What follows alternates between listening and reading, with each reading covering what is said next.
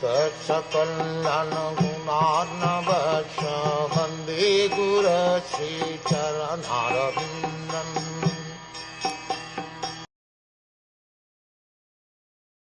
When the personality of Kali understood that the king was willing to kill him, he at once abandoned the dress of a king, and under pressure of fear, completely surrendered to him, bowing his head.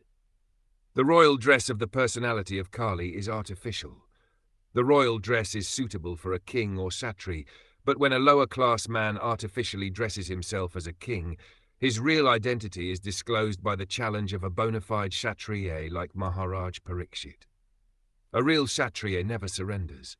He accepts the challenge of his rival kshatriya, and he fights either to die or to win. Surrender is unknown to a real kshatriya.